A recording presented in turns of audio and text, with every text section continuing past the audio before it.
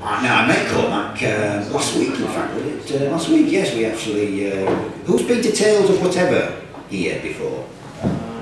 You're probably all presenters as well, presumably. You presented, didn't you? Yeah. It's a good gig, actually. You want to turn up to that? Not as good as BettaKultcha, but anyway. Right, Cormac is going to tell us about... I've no idea. I don't see any slides. No idea what... it's always a great mystery and surprise when people do actually talk. So, he's spoken before as Cormac. He's a cool dude. But anyway, give a big round of applause and welcome Cormac to the stage. Thank you. I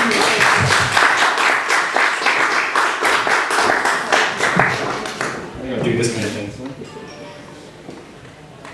Yeah. I'm ready when you are.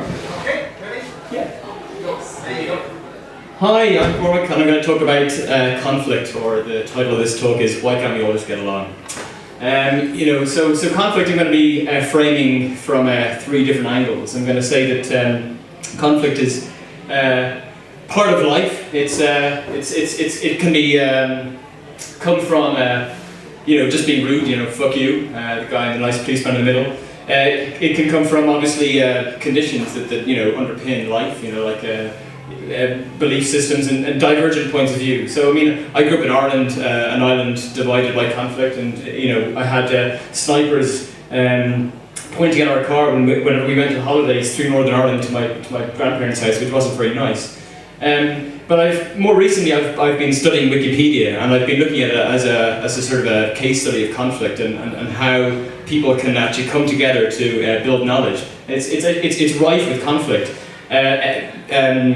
Conflict on any subject you can imagine. There was one on the naming of the town in Poland, which should it be called Gdansk or should it be called Danzig? Obviously it's Gdansk, but that's neither here nor there. But this conflict raged for months. These edit conflicts, this is a visualization of what actually happens. This is a graph of how an article has actually gone through time. You can see it building, and then getting deadlocked in this kind of pattern of kind of forward, back. To such an extent that the community has developed all these rules about what can we actually do to stop conflict. They've got all these things of assume good faith, assume the presence of a belly button. People are human. So, but I've lost words in this slide for some reason. But it was to say that drama is just rife online. I don't know how many people are on Twitter. This is a kind of a visualization of what happened with Samantha Brick's article last week. But we all know that online discourse can be so violent and so aggressive. And if you looked on YouTube recently and seen the comments of below a video, it's just like shut up and fuck off. This is what happened. I've lost my words for some reason. That when they put 2 chatbots together, have you seen this? That they put 2 bots that were online software that people have been talking to, and I've run away with my time, but the bots argued with each other. So conflict is a part of life. It sometimes is essential. This is my diagram for learning that I've used in my PhD. So is it maybe naive to think that conflict is something to be avoided, something to be overcome? Do we actually want a world without conflict? Is it just me, or is this smile just scary as fuck? So maybe we are naive to think that we should sort of avoid conflict or whatever like that, and maybe we're kind of digging our heads into the sand.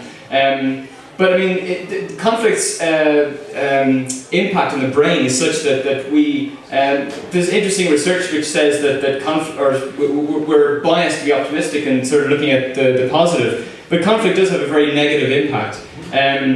And this is Wikipedia's levels of stress, and they've kind of graphed it and sort of said I'm hospitalised and need a break and so on like that. But I think we need to have philosophies and methodologies for dealing with conflict. One is to say I could be wrong. Voltaire said doubt is not a pleasant condition, but certainty is absurd.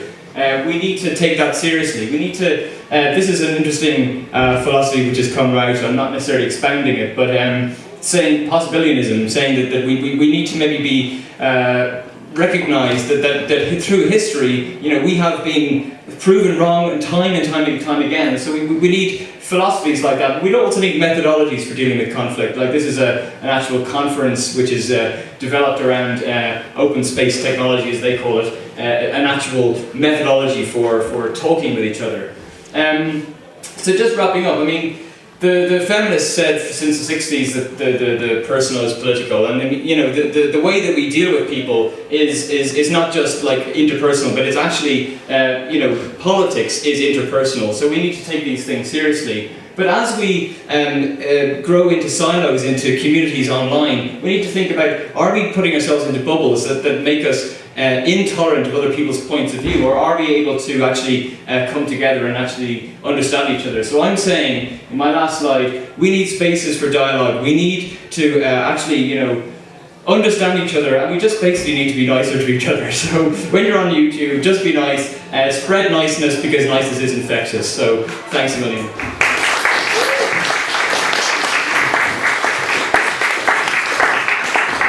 Thank you, Cormac. Brilliant. You know, it's